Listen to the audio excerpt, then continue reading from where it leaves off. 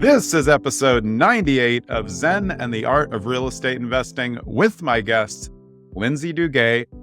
We were just talking and I knew I was going to get the name right, so I feel good about that. Lindsey. Off to a good start. Yeah. Besides being an investor, Lindsey is an emergency medical and trauma physician. Somehow she got into real estate investing, which we'll get to. Her and her husband, Michael, are the founders of Clover Key Capital, and Lindsey is focused on broker relations, deal finding, capital raising, and investor relations. And she's also a mom of 3, so she's getting it all done. Lindsey, welcome to the show. Thank you for having me. Happy to be here. Yeah, no, it's a pleasure. So you actually have gotten a lot done in a small amount of time in real estate. What was it that led you to start reading the books? And then we'll go backward and then forward. Yeah, this came at a point in time where I was transitioning between going from a medical physician in training and residency to having my first attending job. And there's a pretty big pay gap increase in that time period. And we didn't want to be house poor. We didn't want to blow the money and still live paycheck to paycheck, which some physicians do. So we wanted to figure out how to invest this money for not only ourselves, but we were childless at that time. How do we start investing for potential future generations? And Michael read Rich Dad Poor Dad, which is the gateway book for a lot of people. And the rest is history after 4.5 years. So when Michael brought, got Rich Dad Poor Dad and then brought it to you, were you immediately on board? Is this something, had you ever thought of real estate before, like when you were younger? I had not thought of real estate before whatsoever. Neither of my parents went to college. Nobody in my family to that point had gone to college. One cousin was an LPN. That was really it. Yeah. I wasn't surrounded by investors. My mom, God love her, she still has almost nothing in her retirement account. I mean, investment was not part of my education growing up. Even in residency, the physicians, everyone's very stock heavy. So real estate was not something that I was accustomed to, knew anything about until we started reading these books on our own and joining some other groups. Yeah. Do you think that in general, physicians are, what you said, like a little bit, or at least in residency, more stock heavy? Because that's just kind of like you set it and forget it. Mm-hmm. Either have somebody managing, but you don't have to do a lot. I think people look at real estate and we both know now, like it is a lot to do, but you can set up systems along the way. Right when you read the book, did something go off where you were like, wait, actually, this seems like something we really could do together?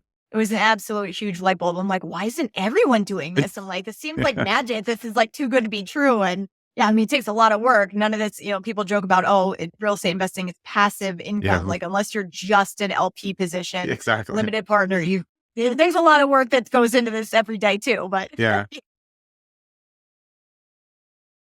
but I mean, it's only 5 years ago really about, 5 years ago that you started to get into it. How did you, what was the journey like for you? Because it seems, I guess, in some ways fast, probably for you, it's like, no, it feels like a long time and short at the same time. But how did you scale up so you already know these things so quickly in those 5 years? What were the things that kind of helped you guys go? It's almost like the quote people have with kids. It's like the days are long, but the years are short. And that's essentially what it feels like with our 3 kids. We have a 6-year-old, a 5-year-old, and our youngest turns 2 tomorrow. So the days can definitely feel long with that as well as with real estate investing. But when we look back, it's like, how did we start this 4.5 years ago? And now we have over 500 units and with partners, and we're doing so many other things, speaking on podcasts, holding meetups.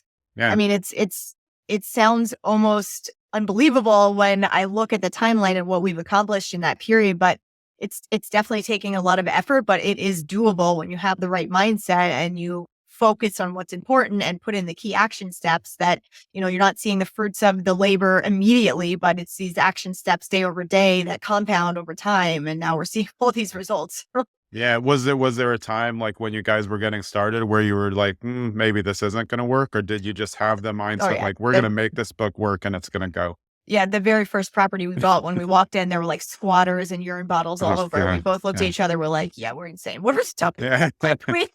we made them, in hindsight, it's 2020. Like, I'm glad we didn't quit, but it's almost crazy that we didn't quit when we first walked into that and seen that property. But we both had the mindset where we're like, we're in this. We are solution finders. So we decided we're going to keep going. We're going to make this work. We have. Doesn't mean it was easy, but we have. Where was the first property? So it was in a D-class neighborhood, and it's called Shenandoah, Pennsylvania. It's really kind of old coal mining town. there's drugs, it's a lower kind of class of living. But what we have done with all the properties to date, we like to find, the bad property on the street in that town. A lot of the properties are bad on the street, but we make the product very nice. So we put a lot of time and energy into making a good product, for the customers, which are the renters. So that even in these areas, we have a very, very high demand because we have like the nicest house on that block. So how did you know what to do though with that first one? Where did you start a books podcast and just throwing stuff up in the air and hoping for the best? Yeah, no, I feel like it was a lot of that. We didn't know what we didn't know. We had no idea what we were doing. It was a lot of YouTube videos on Michael's part, a lot of trial and error, contractors stealing money when we paid them up front without a contract. Well, we've all done that a million times. Yeah, I mean, it's hopefully not a million. We learned from that one, but collectively. Collectively, yes. Yeah. So maybe it's a rite of passage. We unfortunately had to do, but that's why you should be with mentors and have other people that you're speaking to learn these lessons. So luckily, we took those first couple properties we bought them for next to nothing. I mean, we had got them off market at a local meetup from somebody who was sick of those properties, which we didn't know the whole story at the time, but we bought them from him for $2,500 each. And we bought two of them. So 2 houses, 2 row homes for $5,000 total. So we're like, okay, if we lose the money, it's not nothing, but it's not like we're spending $500,000 on some single family in California or something. So we had a lot of mistakes along the way, but we didn't break the bank. And at the end of the day, we did a full BRRRR. We pulled all of our money out, and then we, have kept snowballing since then. And every single project we do, everything we buy, there's new learning experiences we have. There's things that become uncovered after closing date. But you have to have the mental mindset and the grit to keep going and be solution oriented, and not just, everything woe is me, everything happens to me that's bad, and throw in the towel.